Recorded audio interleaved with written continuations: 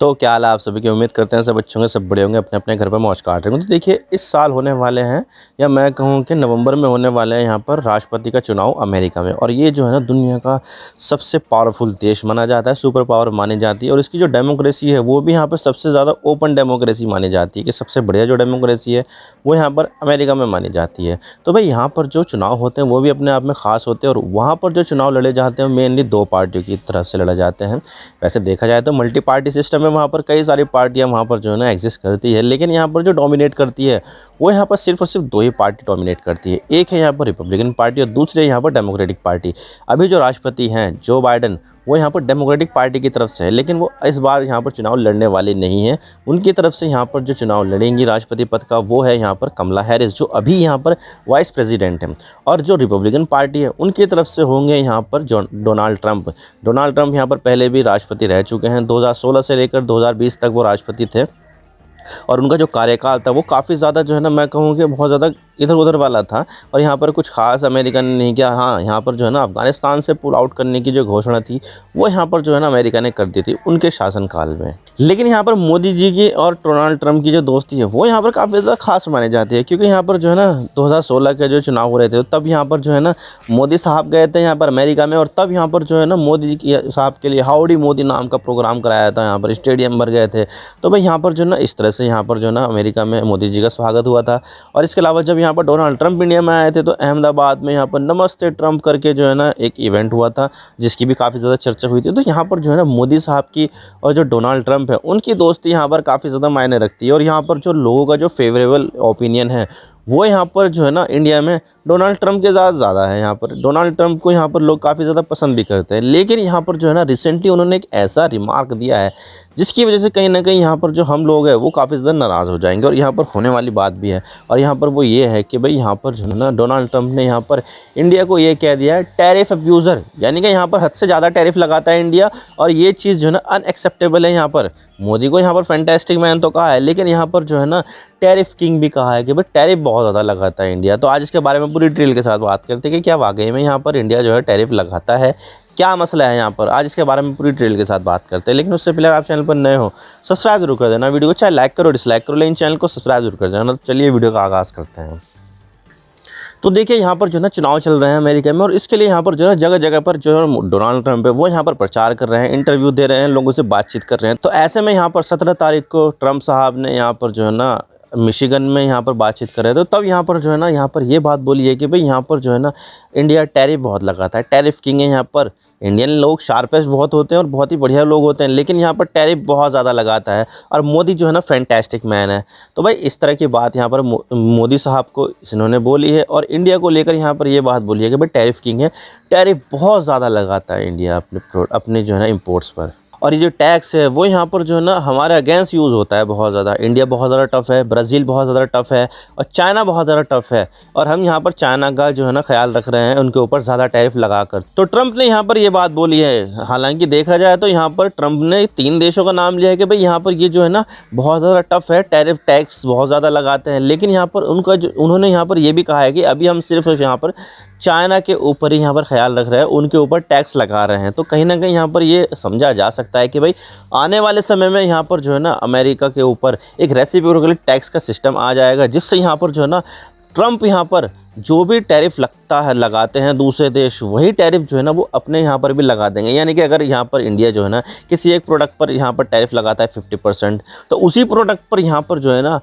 America लगा देगा 50% का टैक्स। यानी कि रेसिप्रोकेबल टैक्स होगा यहाँ पर। यानी कि जैसा तुम लगाओगे वैसा ही हम लगाएंगे टैक्स। अगर तुम यहाँ पर इस प्रोडक्ट पर इतना पैसा लगाओगे तो हम यहाँ पर इस प्रोडक्ट पर इतना पैसा लगाएंगे, इससे ज़्यादा भी लगा सकते हैं।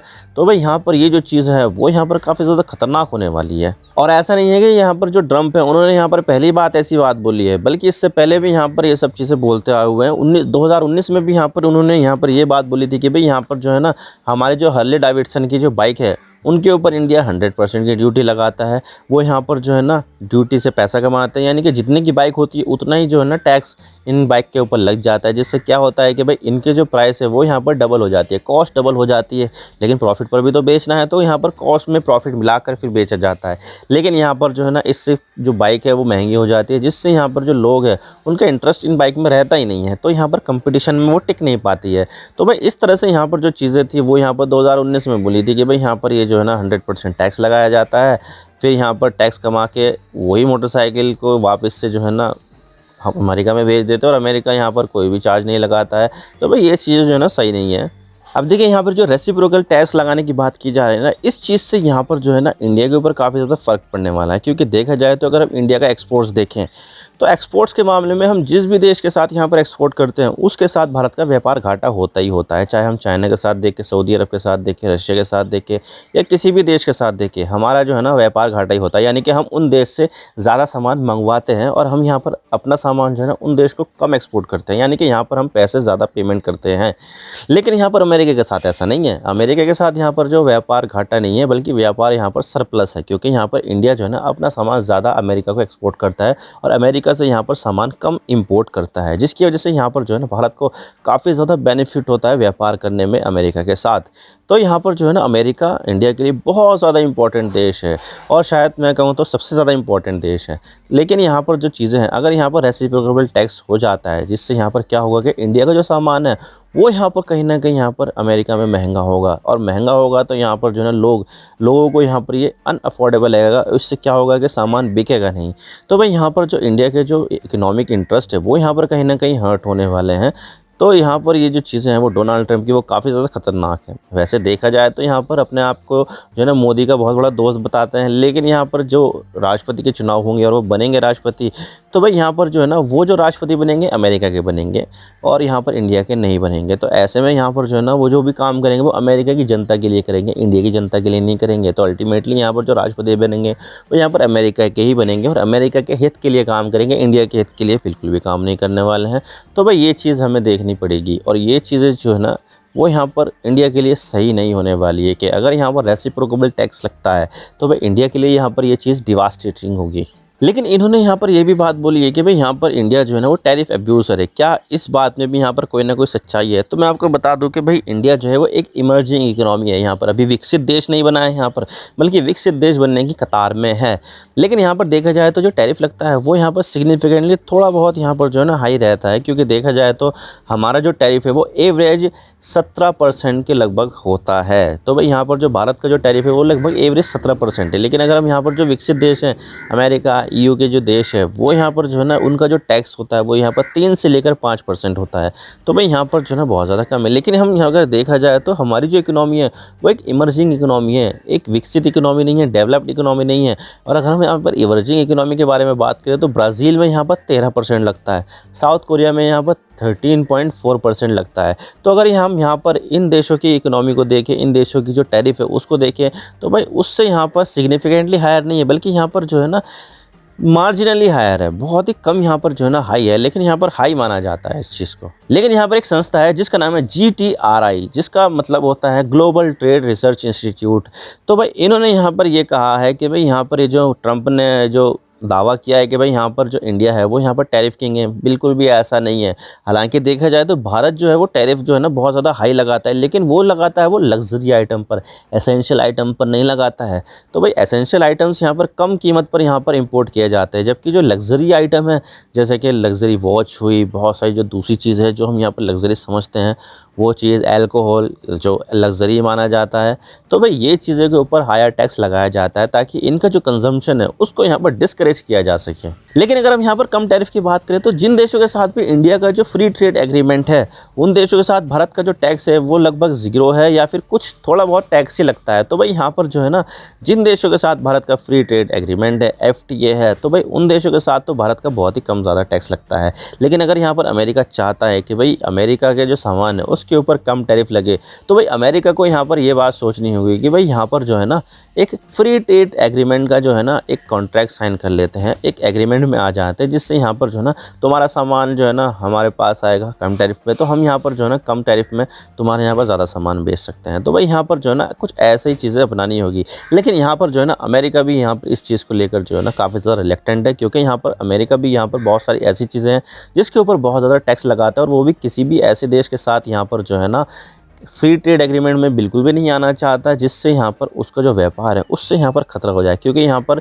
अमेरिका में देखा जाए तो मैन्युफैक्चरिंग कॉस्ट बहुत ज़्यादा लगती है, जिससे यहाँ पर अल्टीमेटली जो प्रोडक्ट की जो कॉस्ट है वो यहाँ पर काफ़ी ज़्यादा होती है। लेकिन अगर हम यहाँ पर इमर्जिंग इकोनॉमी में देखें तो भाई यहाँ पर जो मैन्युफैक्चरिंग की जो कॉस्ट है, लेबर कॉस्ट है, वो बहुत ज़्यादा सस्ती होती है, जिससे अल्टीमेटली जो फाइनल प्रोडक्ट होता है वो यहाँ पर काफ़ी सस्ते में यहाँ पर जो है ना प्रोड्यूस किया जा सकता है। अगर यहाँ पर वो जो सस्ते में जो प्रोडक्ट है वो प्रोड्यूस किया जाएगा और अमेरिका में बेचा जाएगा, तो भाई यहाँ पर जो है ना वो बहुत ही ज़्यादा आसानी के साथ बिक जाएगा। क्योंकि यहाँ से अगर सामान जाएगा सस्ते में जाएगा, अमेरिका में जाएगा उनका सामान महंगा होता है, तो भाई जो लोग सस्ता देखेंगे तो सामान तो वो वही खरीदेंगे ना।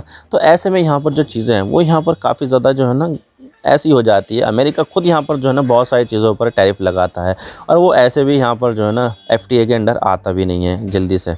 तो भाई यहाँ पर ये चीज़ सोचने वाली बात है। अगर यहाँ पर अमेरिका चाहता है कि भाई यहाँ पर हमारे सामान के ऊपर कम टैक्स लगे, तो उसको लेकर यहाँ पर जो है ना अमेरिका को FTA के अंडर आना होगा, जिससे यहाँ पर उनकी जो ख्वाहिश है कि भाई यहाँ पर जो हमारी बाइक के ऊपर टैक्स कम लगे या दूसरे सामान के ऊपर टैक्स कम लगे, तो भाई ये ख्वाहिश जो है ना उनकी पूरी हो जाएगी।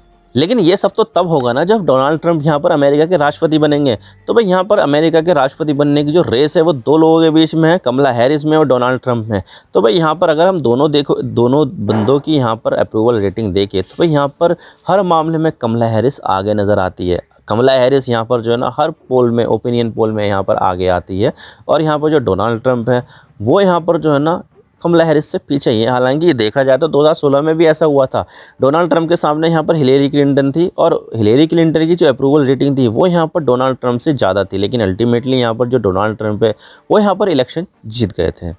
लेकिन यहाँ पर क्या हो सकता है क्या नहीं हो सकता है इसके बारे में हम कुछ कह भी नहीं सकते। लेकिन हाँ, अप्रूवल रेटिंग देखिए और सर्वे में, ओपिनियन पोल में, ये सब जगह देखे तो कमला हैरिस यहाँ पर आगे नज़र आती है। आई होप आपको सारी बातें समझ में आ गई होगी। वीडियो थोड़ा सा भी पसंद आए ना, लाइक ज़रूर कर देना, और चैनल पर नए हो तो चैनल को सब्सक्राइब जरूर कर देना। आपके एक सब्सक्रिप्शन से हमारे कंटेंट बनाने की मोटिवेशन मिलती है। Thank you for watching. I really appreciate your precious time. God bless you all. Now signing off.